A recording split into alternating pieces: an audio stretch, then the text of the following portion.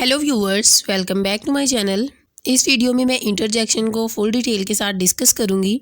तो अगर आप चैनल पर नए हैं तो चैनल को सब्सक्राइब कर लें। So let's get started. An interjection is a part of speech that expresses strong emotions or sudden reactions. Interjection जो है वो एक पार्ट ऑफ स्पीच है जो हमारे स्ट्रॉन्ग इमोशंस या किसी चीज़ को देख के जो हमारा सडन रिएक्शन होता है उसको एक्सप्रेस करते हैं। इसमें हम ऐसे वर्ड्स यूज़ करते हैं जो हमारी हैरानगी को, हमारी हैप्पीनेस को, जॉयनेस को और एंगर को, फ्रस्ट्रेशन को शो करते हैं। Interjections are often used to convey excitement, surprise, joy or even frustration. We all know कि expressions या sudden reactions जो हैं वो interjection होते हैं। इसके अलावा sounds भी interjections हो सकते हैं। इंग्लिश लैंग्वेज में हम कुछ ऐसे वर्ड्स यूज़ करते हैं जो साउंड्स होती हैं और उन्हीं को हम इंटरजेक्शन कहते हैं। फॉर एग्ज़ाम्पल, अगर किसी इंसान को कोई चोट लगती है तो जो आउच की आवाज़ निकलती है तो वो क्या होती है, एक इंटरजेक्शन होती है।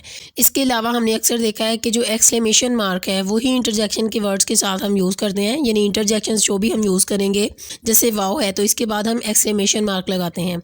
लेकिन हम 3 वर्ड्स के साथ कोमा भी यूज़ करते हैं और वो भी इंटरजेक्शंस हैं। सबसे पहला वर्ड है येस, नो, इंडीड। इसकी मैं आपको एक इजी सी एग्जांपल देती हूँ। मैंने आपसे पूछा विल यू हेल्प मी, तो अब आपने अगर येस कहना है तो आप कहेंगे yes I will help you. जब हम इसे लिखेंगे तो येस के बाद हम कोमा लगाएंगे। इसी तरह से नो है और इसी तरह से इंडीड। फॉर्मल राइटिंग में आपने इंटरजेक्शन के यूज़ को अवॉइड करना है, लेकिन आप इनफॉर्मल राइटिंग में इसे यूज़ कर सकते हैं।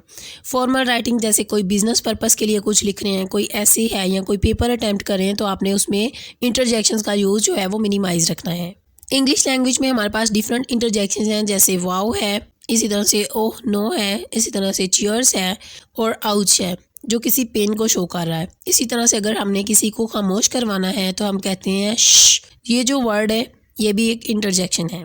अब सेंटेंस फॉर्म में इसकी 3 एग्जांपल्स देखते हैं। Oh that puppy is so adorable. अब ओ का जो वर्ड है वो एक इंटरजेक्शन है क्योंकि वो पपी की क्यूटनेस को शो कर रहा है। दूसरी एग्जांपल है oops I spilled my tea on the table.